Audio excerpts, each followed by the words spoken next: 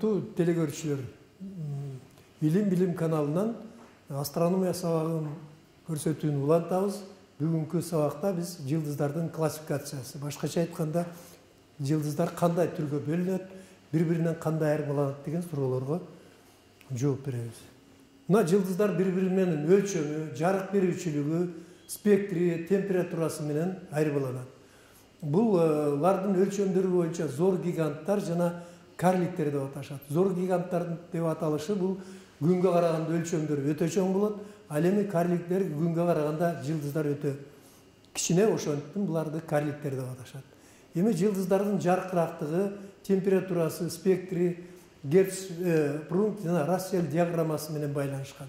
Булар ушул негизги алардын мүнөздөчү чоңдуктар ошол бир таблицага же болбосо бир графикке киргизип, булардын бири-бирине кандай байланышы ушул диаграмма менен негизинен сүрөттөлөт.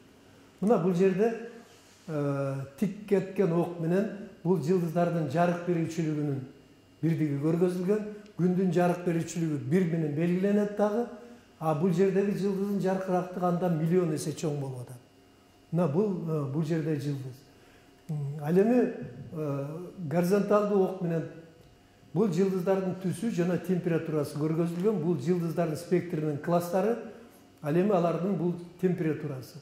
Мына мисалы бул жердеги жылдыздын температурасы өтө жогору, мисалы 100.000 градустун тегерегинде болот. Анын жаркырактыгы дагы өтө жогору. Ал эми улам төмөндөгөн сайын анын жарык берүүчүлүгү азайып, алар түсүн дагы өзгөртө баштайт. Анан көгүлтүр жылдыздан ак жылдыздарга өтөт, андан кийин сары жылдыздарга өтөт. Мына биздин күн ошол жылдыздардын ичинен орточо жылдыздардын курамына кирет. Мына алардын жаркырактыгын биз 1 деп атасак, 1 деген сан менен белгилесек, алардын спектри жана температурасы 6000 градус болот. Ал эми спектри боюнча 2 деген класска кирет. Андан өткөндөн кийин жылдыздар кызгылтым түскө өтө баштайт дагы, алардын температурасы улам төмөндөп отурат. Мына ушул жылдыздардын ичинен эң төмөнкү температуралар, булар күрөң карликтер деп аталат. Булардын температурасы 3000 градустун тегерегинде болот. Мына дагы кайталап айтам, биздин күн жылдыздардын арасында орточо жылдыздардын катарында кирет. Мунун бетиндеги же болбосо эффективдүү температурасы 6000 градус, түсү боюнча сары жылдыздарга кирет. Эми бул ошо жылдыздардын түсү боюнча аларды аныктаган атайын астрофизиканын бөлүгү бар. Бул бөлүк колориметрия деп, колориметрия, колор деген сөз түс дегенди билдирет. Ошол түстү аныктоо боюнча изилдөө жүргүзгөн астрофизиканын бул бөлүгү. Ал эми жылдыздардын спектрилери. Спектри дегенибиз, мисалы күндү ар бир жарык чыгаруучудан чыккан жарык, алар мисалы призмадан өткөндөн ар кандай түстөргө ажырап кетет. Ошол ажыраганына жараша алардын химиялык курамын, температурасын аныктайт. Мына ушул спектрилери боюнча, алардын чыгарган спектрилери боюнча алардын параметрлери аныкталат. Мына бул жерде ошол жылдыздардын спектрилеринин бөлүнүштөрү. Мисалы W классындагы жылдыздар булар көгүлтүр болот да, температурасы 80 градустун тегерегинде болот. Буга мына Парус деп жылдыз кирет. Андан кийинки B классындагы жылдыздар, булар көгүлтүр жана агыш жылдыздар. Булардын температурасы 20.000 Кельвиндин тегерегинде, ак жылдыздар 10.000 тегерегинде. Ал эми F классындагы бул саргыч жылдыздар, биздин күн ошол сары жылдыздарга кирет. Булардын температурасы 6000 жылдыз болот. Андан ары саргыч кызыл жылдыздар болот. Кызыл жылдыздар булар көбүрөөк көрүнөт дагы, булардын температурасы төмөн жылдыздар. Булардын өлчөмдөрү чоң, бирок температурасы, массасы төмөнүрөөк болот. Ал эми күрөң жылдыздар, булар куралсыз көз менен көрүнбөйт. Муну атайын телескоптор менен көрүнөт. Алардын температурасы 2000 градустан төмөн болот. Мына ошентип жылдыздардын түсү, спектри, температурасы бири-бирине тыкыз байланышкан физикалык чоңдуктар. Мына бул жердеги ошол бизге көрүнгөн жылдыздардын ичинен Лира топ жылдызындагы Вега деген жылдыз бар. Бул ак жылдыздарга кирет. Ошондой эле бул жерде дагы Сириус жылдызындагы Бетельгейзе деген жылдыз бар. Бул Сириустагы чоң дөбөт жылдызындагы Сириус жылдыздары ушул ак жылдыздарга кирет. Эми бул сары жылдыздар ошол жылдыздарга бизге көбүрөөк көрүнгөн жылдыздар. Мына күн ошол биздин күн ошол сары жылдыздардын катарына кирет. Мындай жылдыздар Арабакеш жылдызында же болбосо Вазичи деп коюшат. Мына ошол жерде Капелла жылдызы түсү дагы өлчөмү боюнча күнгө жакын окшош жылдыздардын катарына кирет. Кызыл жылдыздар, булар температурасы төмөн жылдыздар. Мисалы Үч-Аркардагы Бетелгейзе жылдызы, Букачарда Альдебаран жылдызы, бул Антирас жылдызы. Мына бул үч жылдызды мына азыркы кеч мезгилде даана көрүнгөн жылдыздар болуп эсептелет.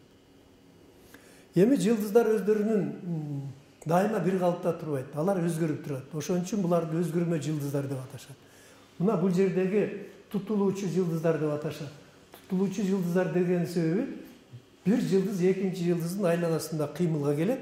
Ошолдо алар бири-бирине дал келген мезгилде жана алар бөлүнүп турган мезгилде алардын жаркырактыгы бирде азайып, бирде көбөйүп турат. Мына ошол бул жерде ошол жылдыздардын жаркырактыгынын графиги көргөзүлгөн. Мына кандайдыр бир туруктуу мезгилде бул дайыма кайталанып турат. Булар тутулуучу деген себеби бирин экинчиси тозуп калат, ошого жараша алардын жаркырактыгы өзгөрүлөт.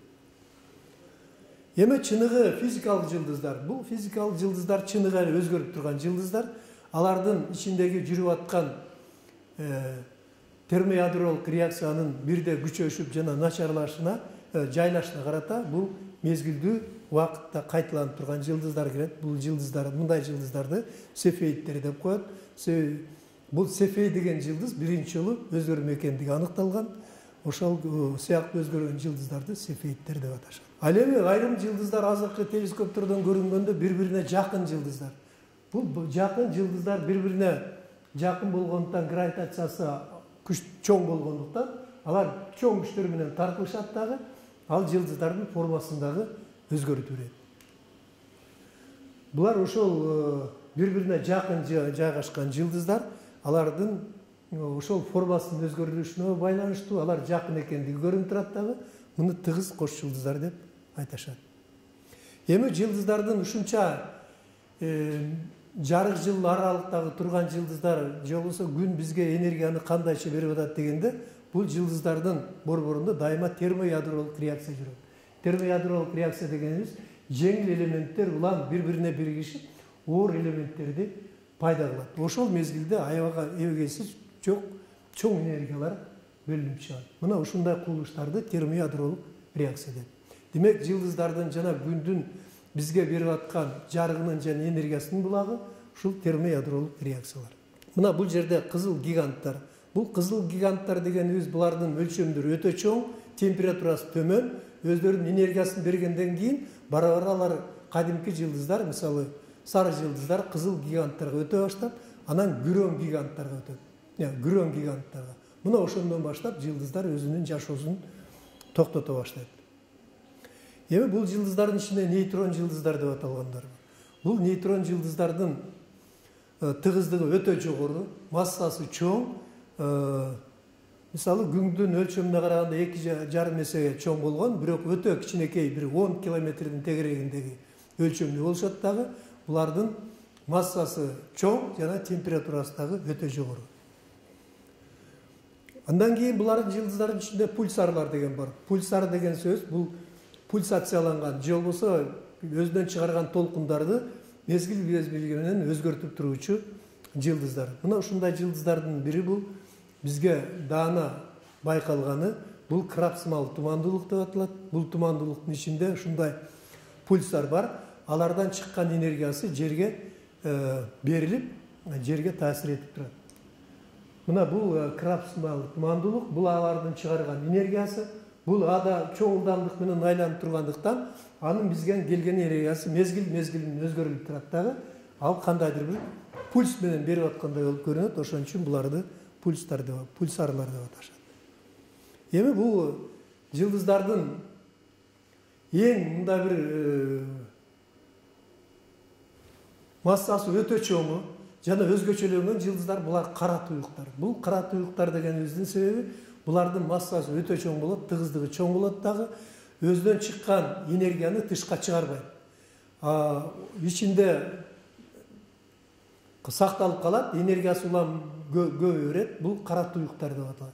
Демек жана кызыл жылдыздар, ак гигант жылдыздар бара-бара ушул ак көк жылдыздар нейтрон жылдыздарга өтөт. Нейтрон жылдыздар бара-бара өзүнүн массасын башка жылдыздарды кошуп алуу менен массасын чоңойгондон баштап алар кара туюктарга айланат. Мында кара туюктардын бизге эң жакыны биздин галактиканын борборунда жайгашкан. Биздин галактиканын борбору Стрелец топ жылдызы жакта турат.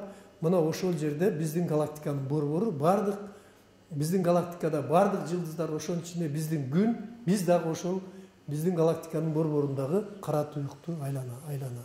Мына бул жердеги ошол жылдыздарды тартканда, жылдыздардын галактикаларды тартканда ортосунан жарык чыгарбаган кара чекит байкалат. Ошолдон улам бул кара туюк деп айтылып калган. Себеби жарык чыгарбагандан кийин ал бизге көрүнбөйт. Ошол жылдыздардын арасынан бир так болуп көрүнгөндүктөн бул кара туюк деген аталышка ээ болгон.